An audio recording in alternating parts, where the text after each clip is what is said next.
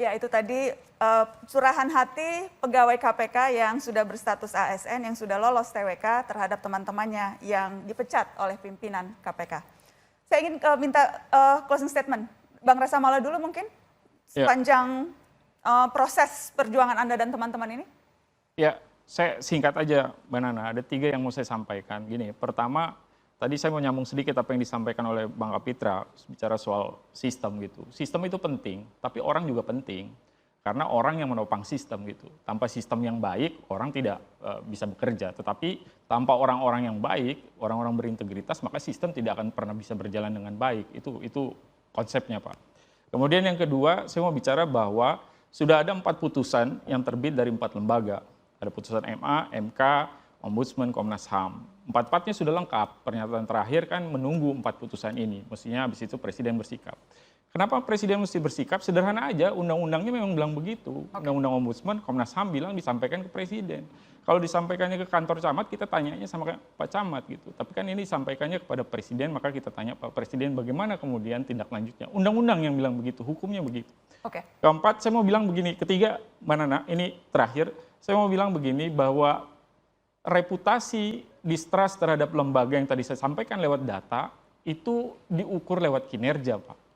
Jadi publik memberikan opininya berdasarkan kinerja yang dia saksikan. Nah, kinerjanya hari ini kita bisa dilihat misalnya IPK sekarang dari 40 turun ke 37. Itu persoalan serius saya pikir, dan menurut saya sekali lagi penegakan hukum, pemberantasan korupsi tidak akan pernah berjalan dengan baik tanpa dukungan kuat dan komitmen dari otoritas, dari kekuasaan. Itu poinnya dari saya. Makasih, Mbak. Terima kasih, Bang Samala. Bang Kapitra, silakan. Ya, oke. Saya tadi ingin katakan juga bahwa saya tidak pernah mengatakan Anda tidak punya kontribusi. Kalau Anda kerja baik selama ini di KPK, sudah wajarnya karena Anda dibayar oleh negara. Dan at least dari negara itu uang rakyat dan uang saya juga sebagai pembayar pajak. Kedua, kalau Anda ini punya integritas, punya kualitas, Anda nggak perlu KPK. Anda bisa bangun institusi di luar KPK dan bisa menunjukkan kualitas itu. Tapi kalau Anda masih bersandar di lembaga negara, orang belum bisa mengukur, belum ada komparatif, belum ada perbandingan Anda orang hebat atau tidak.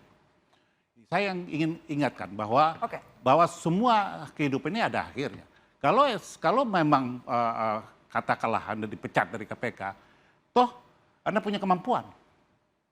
Kenapa harus ngotot tinggal di KPK? Kalau polemik ini terus begini, Anda bangun aja institusi. Karena orang nanti akan berpikir, ada apa? Kok masih terus sudah puluhan tahun di KPK, ingin tetap di KPK? Baik. Jangan membangun suatu stigma bahwa KPK itu kan roboh. Orangnya boleh berganti. Komisioner pasti juga sering berganti. Baik. Tapi KPK didasari oleh undang-undang, keberadaannya dibiayai oleh negara, dia akan tetap dipertahankan oleh negara. Terima kasih, Bang Kapitra. Silakan Bang Novel, mau menanggapi? Baik, saya menyampaikan 2 hal ya. Yang pertama, saya prihatin para pimpinan lembaga penegak hukum, dalam hal ini pimpinan KPK, kemudian justru malah berlaku melawan hukum, berbuat ilegal, berbuat manipulatif, dan lain-lain. Sebagaimana temuan dari Komnas HAM dan Ombudsman. Yang mana itu dilakukan ketika dilakukan dengan terus-menerus, kita melihat itu keprihatinan yang luar biasa. Ditambah itu dilakukan pada saat korupsi sedang buruk sekali, pemberantasan korupsi diperlukan, sangat diperlukan. Jadi itu masalah yang sangat serius, di mana kasus-kasus juga tidak berjalan dengan baik. Yang kedua, saya merasa bahwa yang dilakukan ini ada bagusnya sebenarnya oleh Pak Firly dan kawan-kawan ini. Kenapa?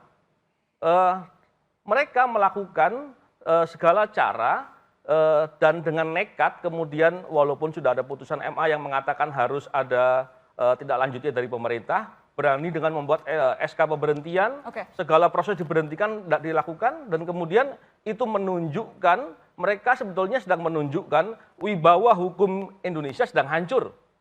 Kerusakan luar biasa. Nah, ini yang menarik.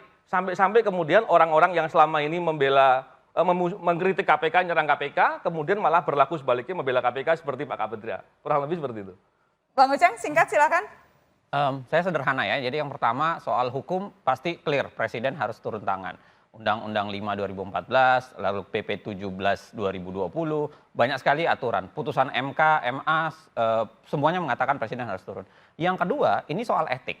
Ya, ada konsep etik ketika ada pelanggaran hukum di depan kita, ada pelanggaran hak asasi manusia, tidak mungkin bagi seorang presiden dalam sistem presidensil itu kemudian tidak masuk untuk kemudian menyelesaikan.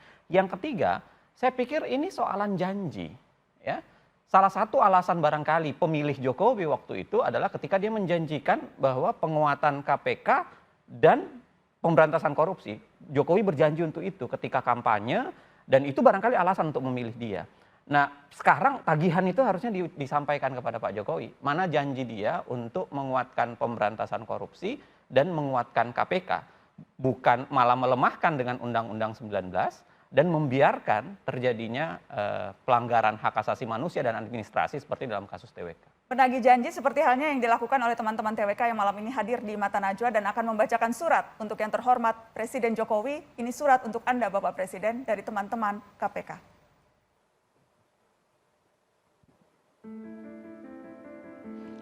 Yang terhormat Presiden Republik Indonesia, Joko Widodo di Istana Negara, dengan hormat. Pak Presiden kami yang baik, tes wawasan kebangsaan di Komisi Pemberantasan Korupsi sangat bermasalah dan melukai kami. Namun entah kenapa Bapak belum tergerak untuk menuntaskan masalah ini. Bapak kami yang baik, sudah 2 lembaga yang menemukan banyak terjadi pelanggaran dalam tes wawasan kebangsaan. Ombudsman dan Komnas HAM menemukan banyak pelanggaran tes yang menyingkirkan kami.